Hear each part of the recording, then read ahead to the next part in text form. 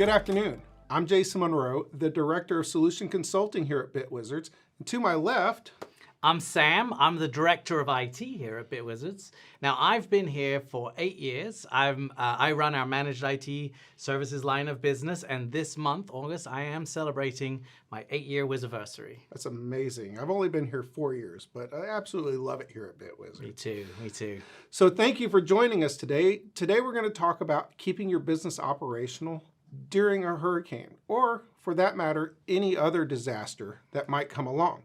So why should you really be talking or listening to us here at BitWizards about disaster recovery and keeping your business operational? Sam, you want to give us a little history on what BitWizards is and what we do? Absolutely, yeah. So if you don't know who we are we're a technology company. We love all things technology, but specifically what Jason and I focus on are IT for businesses and how to keep your business running smoothly. It's what we specialize in. It's what we eat, sleep, and breathe. And so specifically talking about hurricanes, we have clients here in Florida that deal with hurricanes. I grew up in England. I didn't ever deal with hurricanes at all. If I did, my dad was a roofer. We'd have been rich growing up, taking off all of the roofs, but that wasn't a thing for us. Yeah, it's a big business here. So here at BitWizards, we are headquartered here in Fort Walton Beach, Florida, right along the Gulf Coast, and we get our fair share of hurricanes here. So most of our clients that are currently with us, they have some sort of disaster recovery plan in place, and today we're really going to go over some of those high points.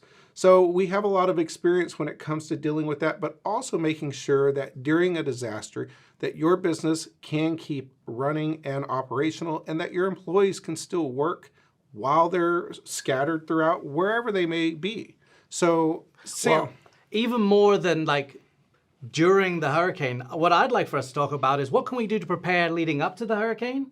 And then definitely talk about what we should do as a business during a hurricane. But then the other thing I'd like to hit is for us to be able to talk about how do we get back into the swing of things after the hurricanes come through, if we've had to evacuate or whatever has happened, how do we get back up and running in our businesses again, right where we left off, without a whole lot of downtime and disrupted income, really. Right.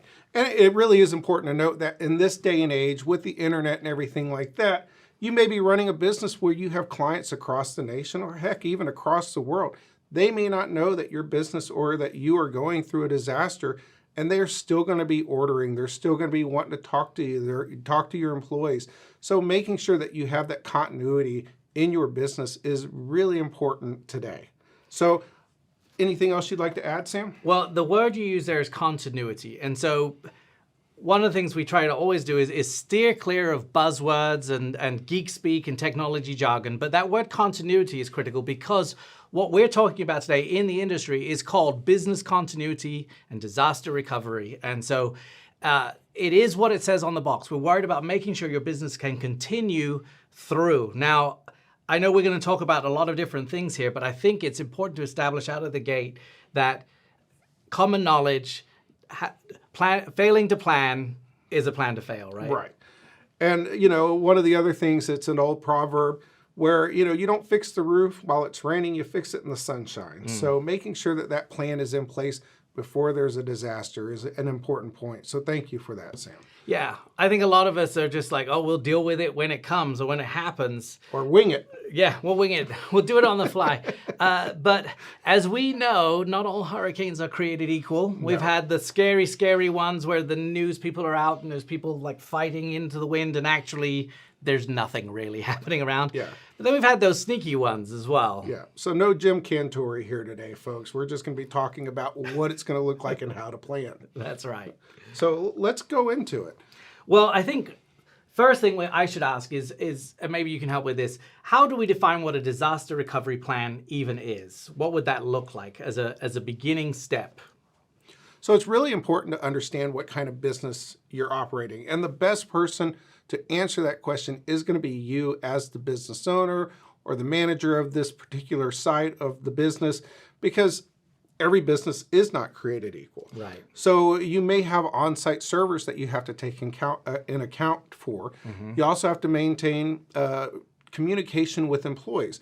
That might be easier if your employees are already dispersed throughout the United States, But if they come to an office and they're there Monday through Friday, you're going to have to take that into account in a disaster plan as well.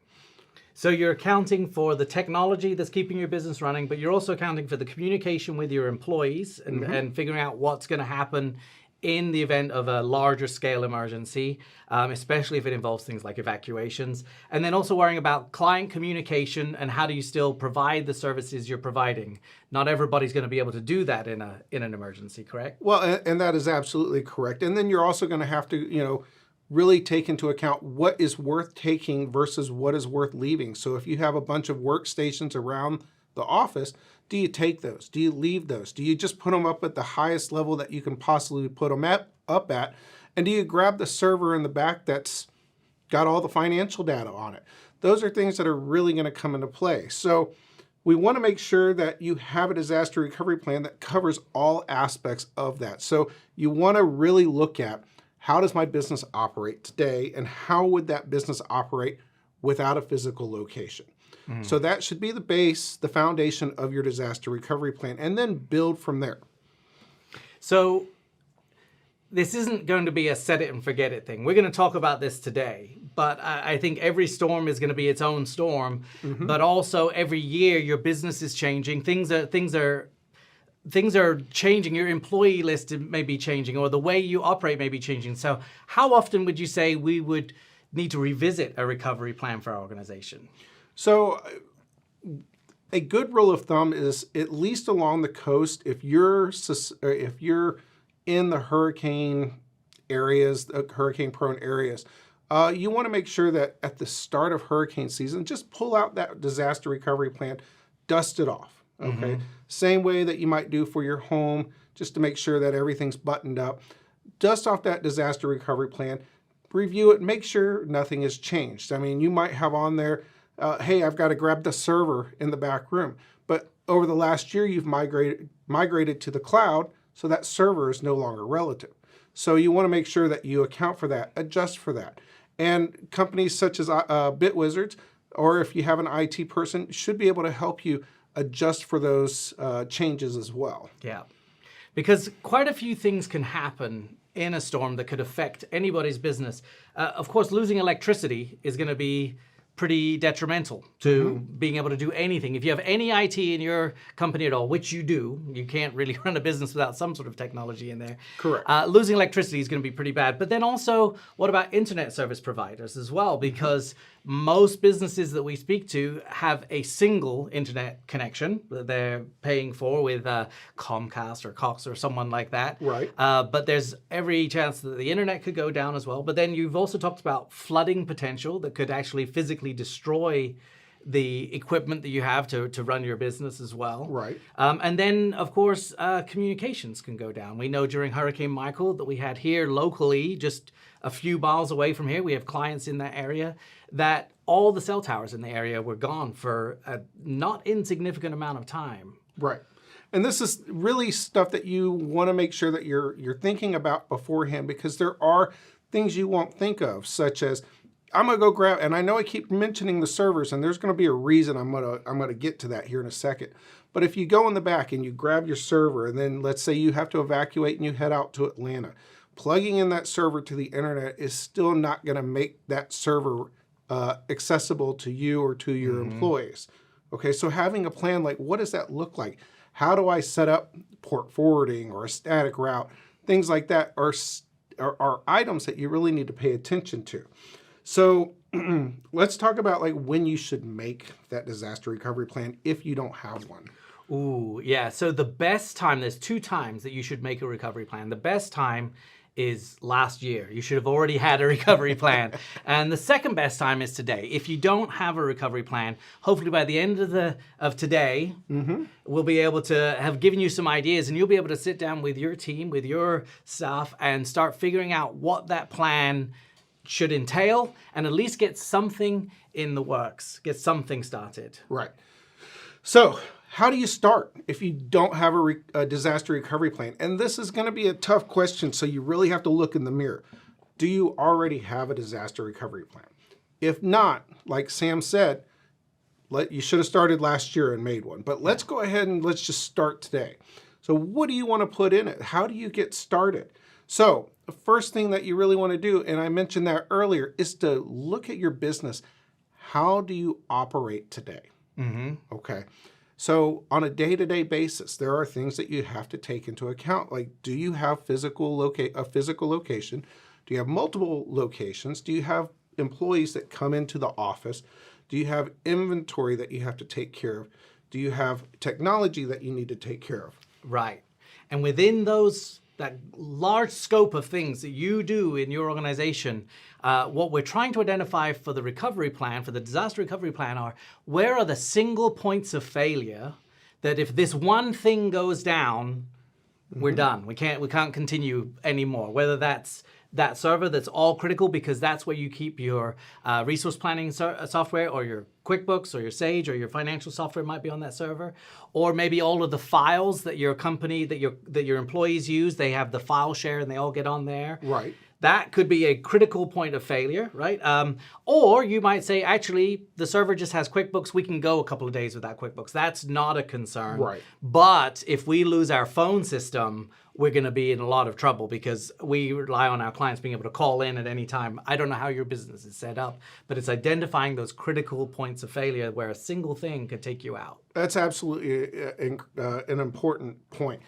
You know, things like your phone system, if you're not on a voice over IP system where you can easily forward or check your phones anywhere, you want to make sure that you have that built into your plan as well. Like, okay, is someone going to forward the office lines to someone's cell phone so at least clients calling in can still get a hold of you? And I think right there is where it goes from we'll figure it out to we have a plan, right? So if you know that your phone system is critical, and you know that you have, I don't know, you're using Teams or using Zoom or whatever it is for your phone system, but the plan is where you write down, if we lose our phones, we're going to forward our main office number to this specific person's cell phone. Now that's in the plan. They're aware of it. You're aware of it. Everyone in the company knows, here's what happens if we lose our phone system during the hurricane. Right. So here at BitWizards, we've kind of boiled it down to three key categories in a disaster recovery plan. So we're going to talk about physical security, your technology and IT, and also an employee plan as well. So the physical security is probably the easier one. Like, you know, make sure that the front doors are locked, make sure that the alarm is set, things like that. Make sure that the back door is locked. If you have cash that is still out or a safe, make sure that those are secure as well. Yeah. Is there anything I missed on the physical side?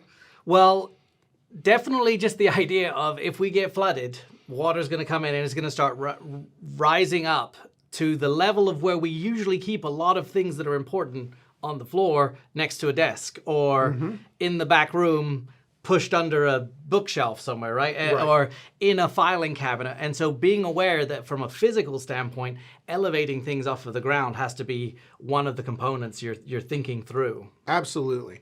With physical security, making sure that, you know, items that can be water damaged are off the ground as high as they possibly can be. If you have to take it with you, make sure that's a part of your plan. If you've got servers or you've got ledger books, things like that that are extremely important that would get damaged in a flood type situation with a storm surge or something like that, make sure that those go with you or you have a plan in place for that as well. Absolutely.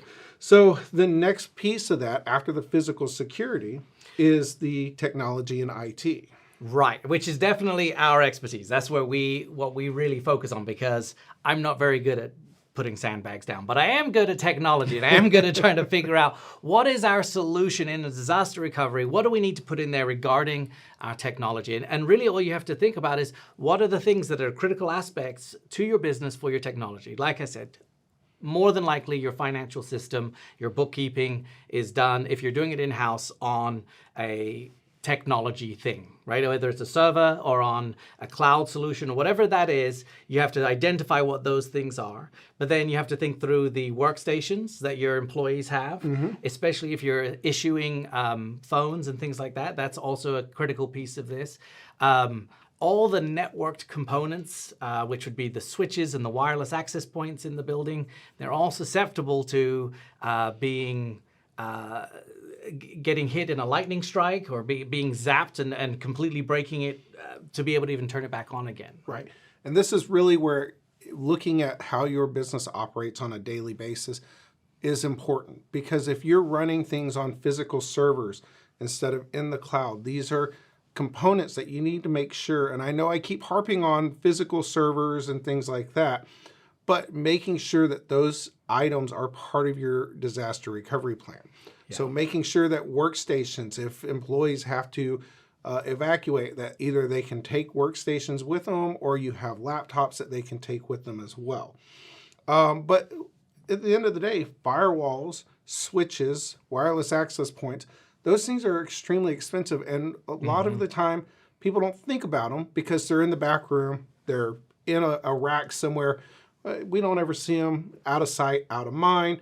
But with these things costing $3,000, $4,000, $5,000 or higher, depending on the size of your business, losing one of those may not be detrimental, but that's what insurance is for. But the time you're down as a business without internet or without your ability to do your job, that's what's more expensive than even the cost of replacing a firewall that might get zapped in a storm. Right. We want to mitigate what we can, but at the same time, we also want to make sure that if something does get broken, if something does get destroyed in a storm, that we have a way of recovering from that very quickly. Again, not getting into the technical jargon, but one of the terms we talk about is our recovery time objective. How quickly can we get back up and running and on our feet again?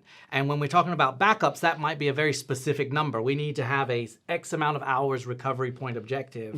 But in general, for your entire organization, what is your objective on how quickly can you get back up and running? And if any of these components could take you down, how long would they take you down for? Right. Another important piece to remember when creating your disaster recovery plan is specific to the IT portion, is if you are using a cloud solution such as a Google Workspaces or Microsoft Office 365, make sure that your employees know how to access that outside of work. So you might be able to allow them to go to, let's say, portal.office.com or put their email on their phone so that way they can continue to work, which leads us into our employee plan. Right, which is critical because we all say this, that our company exists, the reason we're successful is because of the great people we have on our team. And if you believe that about your business, great, but actually only we can say that about ourselves. We have great employees, but I know it's what makes the difference. And so it's important to focus on that in part of your plan and to communicate to your employees what your plan is going to be and what working through the storm is going to look like, if that is a thing. Right. And including the employees in the plan and talking through the plan with them at least once a year will allow your employees to give feedback on it, because there's things you may not think of, but you also want to make sure that this is a good time to update records. So making sure that the employees' phone numbers are up to date, that their emails are up to date. The worst case scenario is if people have to evacuate, and it's a bad storm and we just can't find that employee. We don't know where they are. We can't get a hold of them. We're not sure if, we need to call somebody to go by their house and check on them, make sure. But having that phone, making sure that, even knowing what their plan is if they have to evacuate is really going to come into play. And so when Hurricane Michael came through, that took down a lot of the cell towers, a lot of the services and things like that. So having an employee plan where a relative can be reached because their cell phone might be down is a really good part of making sure that those employees are taken care of and that your business ultimately can continue to function during that event. Well, and making sure that that your employees, you have an alternative for the critical roles that the employees play within the organization, because I can back up a laptop or a desktop or a server, but it's very hard to back up somebody's brain. Right. And if there's an individual person who's critical to the everyday running of your business, making sure you have a redundancy plan in place there as well to make sure that somebody else knows how to step into a role or to make sure that everybody gets paid on time. Those kinds of things are very important. I do hear that they are working on downloading someone's brain, though. So Yeah. we're getting there. So, well, let's jump into that because Those brain chips. not the downloading of the brain. So I know we're rapid firing at you with a lot of ideas on how to build that plan. BitWizards is here if you do have questions. Feel free to reach out to us. Talk to your employees, talk to your partners, things like that, to really come up with these things, because there's going to be a lot that you don't think about. Yeah. But the next step, after you've gotten your plan put together and you feel good about the plan, you've talked with your employees about the plan, everything's up to date, is when should you implement the plan? Like, what does that look like? And we're going to run through a timeline of a scenario, if you will, of what it looks like when a hurricane is bearing down on you. Absolutely. Okay. Well, let me say then, the first step, once you know there's a hurricane coming, right? Once you're in the cone, and it might be a super wide cone because we don't know where it's going yet, but once you're in there, you know it's coming. Let's say you're a week out. I don't know. I would say the first step, the most important step, is to take the recovery plan you have and put it through its paces. Yep. Try out the different components. If you have a way of getting to your email through the cloud, through a different method, make sure that you can get to your email. Spend a day trying out all of the different components. Right. And I would go ahead and send that plan out to your employees as well. Make sure, ask them to review it. This is a great time to ensure that their information is updated. But also making sure that those employees know how to access their email, how to access their phones, things like that. Things that are important to making sure that your business continues to run. So really, a week out, we all know if you're used to hurricanes, 5 days out, we're really not worried about it. Right. This is where we're all rolling our eyes because we've lived in Florida for more than a year. Correct. I'm running down to the grocery store to make sure I got enough beer.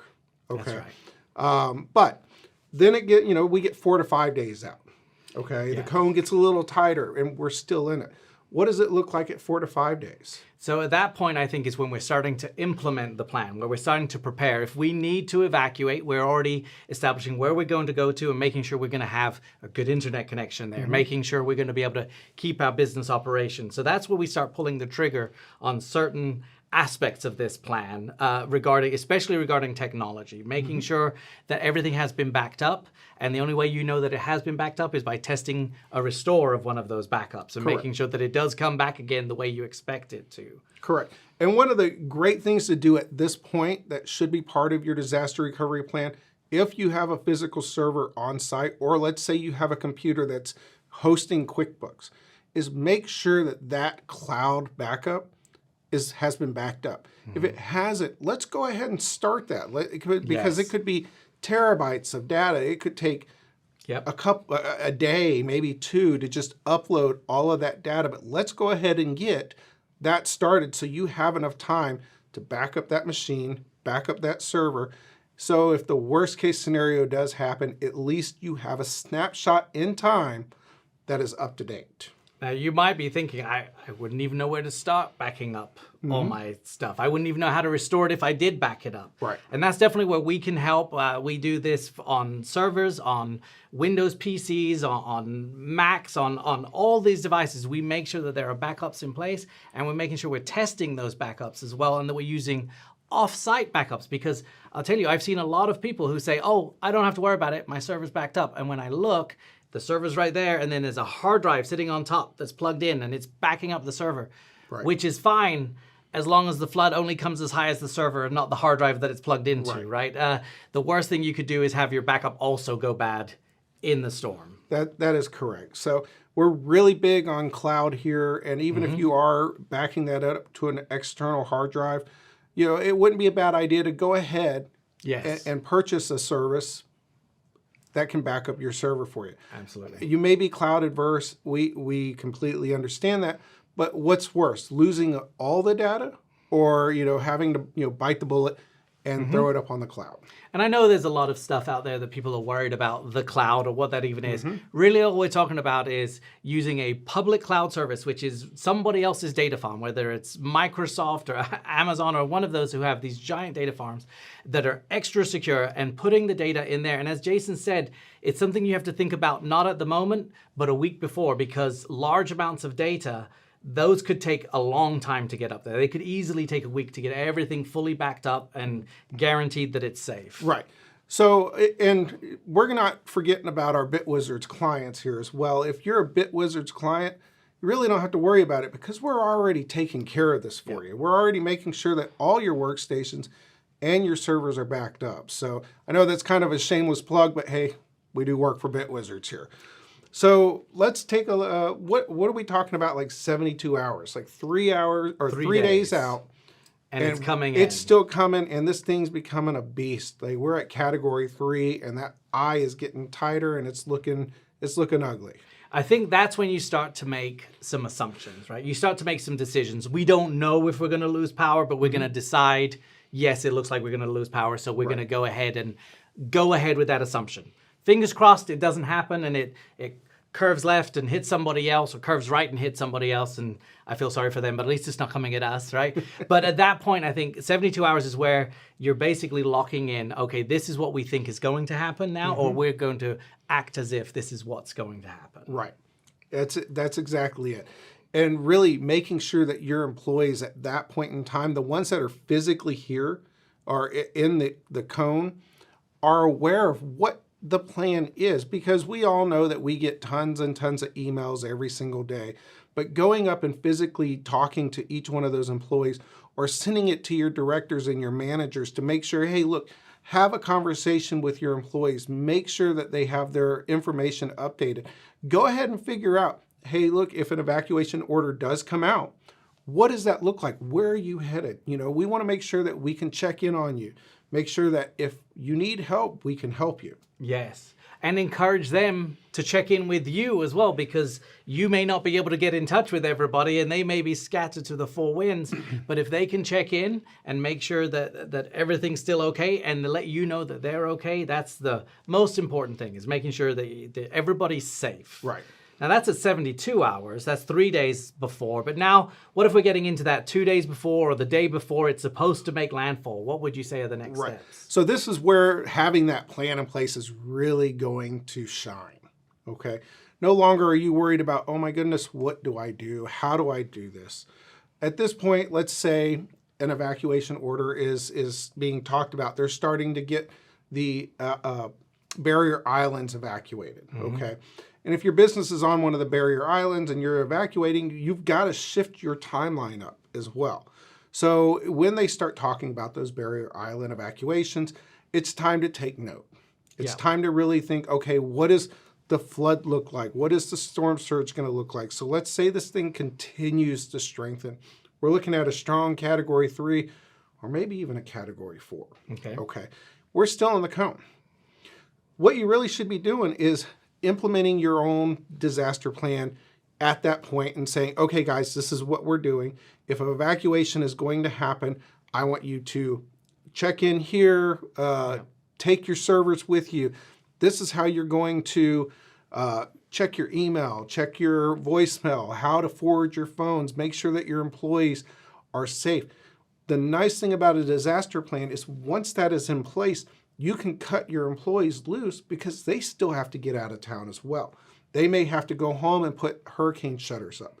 They may have to go grab their pets and food. So hopefully they're running their own personal disaster recovery plan while your business is preparing. So if you're ahead of the curve here, this is really where you should be looking at, okay, it's time to get out of town. What is that going to look like? Cross our fingers and hope and pray that it takes a hard right or a hard left. But at the same time, you got to hope for the best, plan for the worst here. Enact that plan, give your employees that freedom to get out of Dodge. It's time to go. Now, what we're talking about is business continuity. So we could talk about a scenario where it gets bad and you just got to shut everything down. But really, what we want to discuss is But you don't have to. There are options where you can keep going. And if the last couple of years have done nothing else for us, at least we have gotten a lot better now at figuring out how to work remotely if we need to, figuring out how we can have people in disparate parts of the country and still keep collaborating and still keep working together and still keep being productive. Right. So, I mean, and we definitely put 24 hours here as a kind of a tongue-in-cheek joke. At 24 hours, if the hurricane's still bearing down at a strong Cat 3 all the way to a Cat 5, what are you still doing there? Okay, just get out. Okay, if you got a physical server, throw it in the back of the car, throw the dog in the back of the car, the family in the back of the car, maybe some other technology pieces, and get out, really run that plan. Well, I know you'll have people tell you, oh, I've been here for years and decades, and I've sat everyone out and I've survived it. And that may be true for that person, but the only reason they're here to tell you that is because the people who sat it out and didn't make it aren't here to tell you that they sat it out and didn't make it. So be safe, take care of your company, take care of your employees, and make sure that everybody's taken care of. But then what do we do to keep working then during the storm? Let's say we can't stay here in this location. We've got to move off to somewhere a little further from the beach. How would we keep even working then? So again, depending on the type of business that you have, you might include in your disaster recovery plan calling up a Regis, I'm doing a name drop there. Hopefully they're going to sponsor this video, but like a Regis office or something like that, where you've rented out some space. So let's say, hey, part of my disaster plan is I want everybody in Atlanta, okay? And you can head up to Atlanta, but in most cases, people are going to scatter to relatives. They're going to head to North Alabama or Tennessee or South Carolina, depending on where you're at, Georgia, anywhere inland. The nice thing here is internet. So having internet, making sure that you have your employees' information gives you the ability to pivot at any point, allowing them to access their email. Through, like, let's say, Office 365 or Google Workspaces, is going to allow some function of work on a continued basis.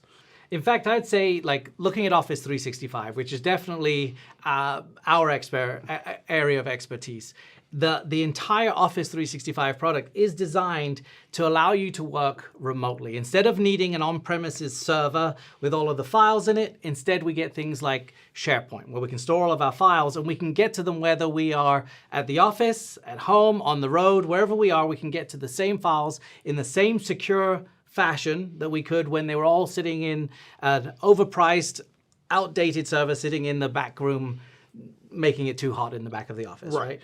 And this is really where that disaster recovery plan on how your employees operate and work is going to come in handy, because they're going to have a copy of it. And in that disaster recovery plan, you'll have how they work and how they access and who they should check in with. So we know that we're all stressed out during a hurricane. Sometimes the best way to get our mind off of it is to do a little work.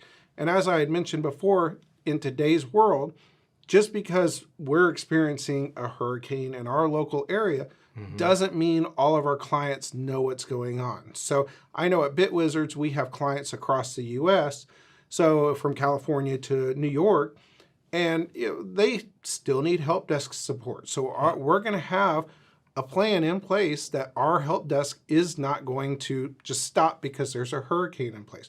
We're going to have that ability. That's part of our disaster recovery plan. And it really should be something that you think of as well. So moving or migrating to the cloud, using those cloud services is really going to allow your employees to work anywhere that they have internet access. Yes. But what if they don't? What if you're not running Office 365 or the cloud? How then, let's say there is a server that people have to access. Is there any way to do that? From remotely? From remotely. So that's going to be challenging in that it is technically possible that we could have employees go all over the place and they could still, over the internet, remotely access the server and get back to the files. But it does involve a couple of prerequisites that you would have also had to have already put in place ahead of time.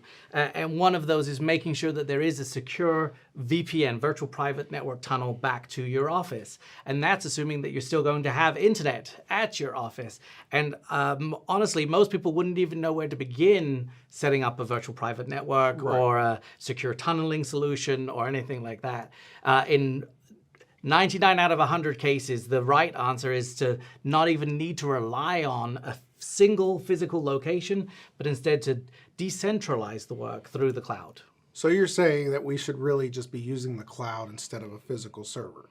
I would say in most cases. In fact, for us, with our clients that we do IT for, a lot of times they may have an older server for some old software that they run. And one of the first things we do is we get in there and start working on what can we do to not need you to rely on this anymore? What can we do to move this into the cloud or to move its functionality elsewhere? Man, that sounds really complicated. It's too bad there's not a company out there that could help someone like that. I don't know who could do such a thing. Neither do I. So let's talk about after the storm. Like, now that we're coming back, we are now looking at what does my business look like? How did it fare through the storm? Sam, is there anything that we should be looking at when we're going back to work after the storm? Yes.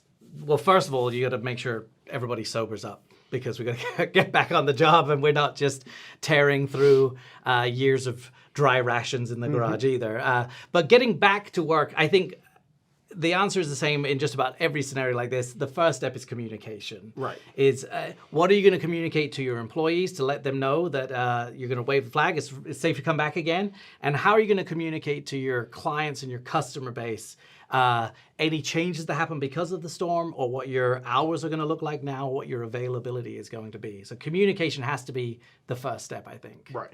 And that really is important. So if you're continuing to work through the storm, after the storm is just a half step towards getting back to normal. Your employees should still be able to work wherever there's internet. And once services and utilities are restored and it's safe to come back, you can continue to work. That might be remotely, that might be in the office, however your particular situation affords you to work. So, I mean, you might have been spared. We're hoping that your office was spared and people can get back to some normalcy right after that. So again, I do want to make a point to mention that if you are a BitWizards client, we are taking care, we're taking care of these backups. We're making sure that you can continue to work during this. As a little bit of a shameless plug, when we had to all go away and work remotely through the pandemic, we had clients calling us going, help, help, what do we do? We said, don't worry about it. And we gave them the website. We told them how to log in. And employees picked up their computers, they picked up their laptops, they went home and continued to work. So this is something that we are very familiar with. And if you do have questions, that is what we're here for. We're here to help. Absolutely. But again, it's won or lost the night before, right? It's not going to happen if you're figuring it out on the fly. So making sure that you have already started moving your business operations into the cloud through Office 365, through Microsoft Azure, or these different services.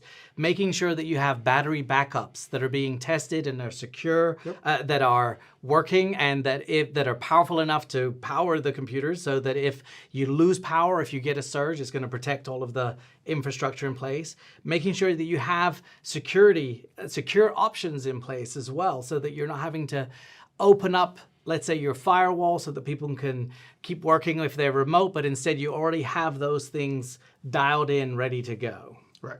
So speaking of that, I think we've got some questions now. Let's head over to the questions. All right, so let's get to some of those questions that we've got. Let's take a look and see what we've got here. So the first question on here was actually from Andrew, and this was actually before we even started. Will the presentation be available to download? The answer is yes, absolutely. For anybody who's registered for this, you'll get a link where you can download this. But if you didn't register and you're joining us anyway, welcome. Happy to have you. Just hang around for a little bit, because on our website, bitwizards.com, or on our YouTube channel, we will be posting the full video. Yes, so thank you, Andrew, for that question. We do have a question from Logan. His question is, what if I have a server that I need to take with me? Can I still access the data on it? Well, so Andrew, to answer your question, absolutely, you should be taking that server with you if there's a forced evacuation, or better yet, if there's a voluntary evacuation and you're prone to flooding in that area. However, accessing that data, you may be able to plug directly into that server wherever you're at, but your employees may have a little bit more difficult time. In fact, I would go so far. There's two types of servers typically. They're the desktop kind that look like a normal PC. But then more often than not, they're the rack mount kind where they are screwed in at the front and at the back, and they're a lot heavier than you think they're going to be.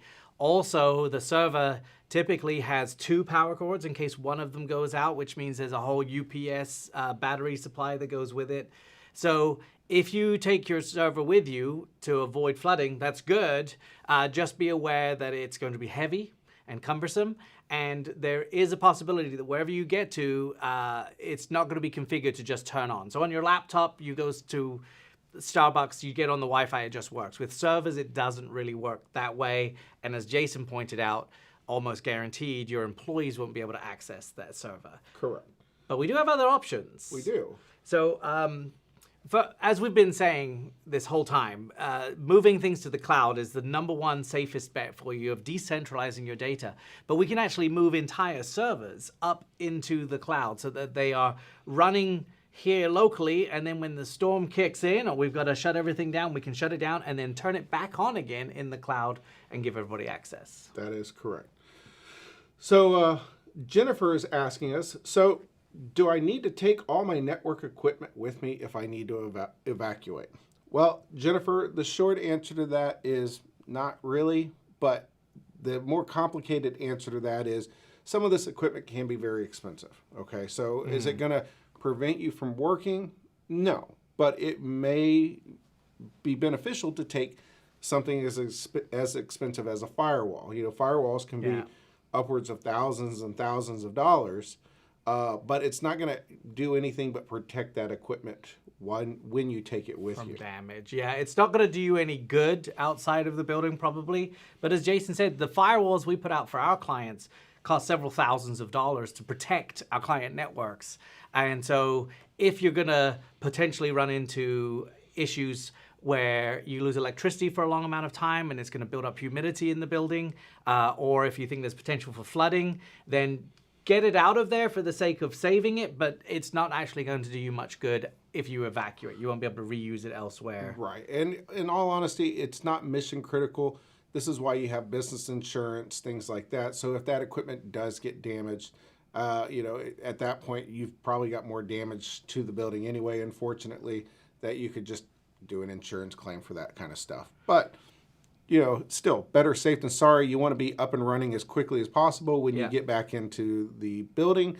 So waiting on a new firewall to get there could definitely slow you down. Well, and I will say one of the things that people maybe neglect to think through is proper surge protection. So a lot of times the damage we get in storms is not necessarily due to flooding, but just because of the lightning storms, the power outages, and oftentimes a brownout can be worse than a blackout because there's a little bit of power there, but not enough, and so it breaks the equipment. And so having good UPSs, or UPS as they're called, or it's an uninterruptible power supply. It's one of those power strips that's got a battery built into it. Make sure that your firewalls, your switches, your network, the critical infrastructure for your business, that they're plugged into something that offers surge protection and some battery backup as well. Right. Okay. Let me pull the next question here. What if my employees don't have laptops? All right. So that question's from Jill. Thank you, Well, they can take, so if you expect an extended evacuation and they have desktops, you can allow them to take their desktops home with them. That could be very cumbersome. But at the same time, it is also protecting that asset in case there's flooding, damage, things like that, humidity, anything that could damage that. But it's still going to be very cumbersome. Everybody in today's world has an iPad or a laptop. So allowing them to access their workspaces through, let's say, portal.office.com, where they can access their Office 365 applications, their emails, their Teams, things like that, is definitely something that they can do in lieu of taking a laptop or a desktop with them. So they can use their personal devices to Yep. access that workspace. Now, Sam, what if they don't have cloud services though, and they still need to work, and they don't have laptops? Is there a solution for that? So I was going to say most everything nowadays has a portable app, a mobile app for it. But most of those things are tied to a cloud service. So I know I have Office 365 on my phone, on my iPad, and I have written entire articles in Word. I've done spreadsheets on my phone. It's not the greatest experience in the world, but it is doable because I have an Office 365 subscription in place. Right. If you don't, you could pack up a computer and take it with you, pack up a desktop computer with you. But honestly, maybe a bigger conversation there is allowing employees to work on personal devices. And what are you doing to secure the data if they are going to use their personal devices? If they're going to borrow their kid's school laptop so that you can keep going. Right. Does your organization have a policy for allowing company intellectual property on personal devices? And that's going to change from organization to organization. I know in some organizations that have heavy compliance restrictions for defense contractors or municipalities, you may not even have the option of being able to work on personal devices. Correct. But your organization may be a little freer, and that you don't have quite the same restrictions. Right. So Savannah is asking, does BitWizards offer consulting services for disaster recovery creation? So disaster recovery plans, we certainly can consult on that. Our BitWizards managed IT clients, this is a something we offer to them. Yeah. But if you're a business and you just want to get on the phone, chat with us about, hey, look, I'm trying to put this plan together, this is definitely something that we can help you with and talk you through. So don't hesitate to pick up the phone, call BitWizards. Yes. We're always here to help. Sam, you want to add anything to that? Well, just that, Savannah, I do appreciate the question. Of all the people you could ask that question to, Jason is the right person to ask that, because disaster recovery is something that we spend a lot of time focusing on for our IT clients. So we've done a lot of deep diving on the ins and outs and the specifics for different industries, for different organization types. And so wherever you're watching this, whether it's on our website or on YouTube, I'm sure the contact information is around there somewhere, but you need to look up Jason and get in touch with him to talk about what we can do to help you with your recovery plan. Yep. Great. So it looks like those are all the questions that we've got at the moment. We're going to, I guess, give about 2 minutes. We've done, I guess, a good job of explaining how to prepare your business for hurricanes. Yes. And, creating a disaster recovery plan, what things you should be taking with you, what you should include in that plan, things like that. So do we want to just do stand-up comedy now? We could. I think we'll lose our audience very quickly if we do.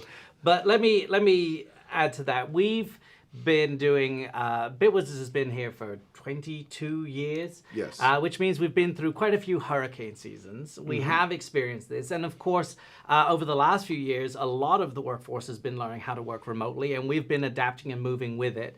And I will say for our clients, we put them in Office 365, get them set up with enterprise-grade software that they need to be able to run their businesses. And for those, when these disasters have struck, historically for our clients, they've been ready already. We've prepared them for these scenarios. Even working with fire departments so that when hurricanes take out the electricity and the internet locally and the communications, we've been able to do failover solutions for fire departments, for medical facilities, for school districts, for quite a few different... for 911 facilities as well. So that's right. Absolutely. While we're kind of wrapping things up here, we just really want to drive home that every business is a little different. But BitWizards, we manage quite a bit of different clients, different businesses from all walks of, I guess, business life. Business life. And so if you do have a question, please feel free to reach out to us. You can always reach out to me. I'm Jason Monroe, or Sam Blows here. We're happy to help. We want to make sure that you stay safe and secure this hurricane season, but just beyond the hurricane season as well, just for anything that comes up. You never know what's going to come up, and having a plan in place is always going to be better than trying to wing it. So one more check. You want to see if we have any other questions, and then we'll let everybody get on to their days. I think what this means is we've done such a good job of describing every possible aspect of disaster recovery and business continuity. Yep. There are no questions left to ask. So I think we can wrap it up. There's no questions left. Great. All right. Well, thank you for joining us today. Thank you, Sam. Thank you. I enjoyed this. I hope we get to do it again. And have a great afternoon, everybody. Thank you. Thank you.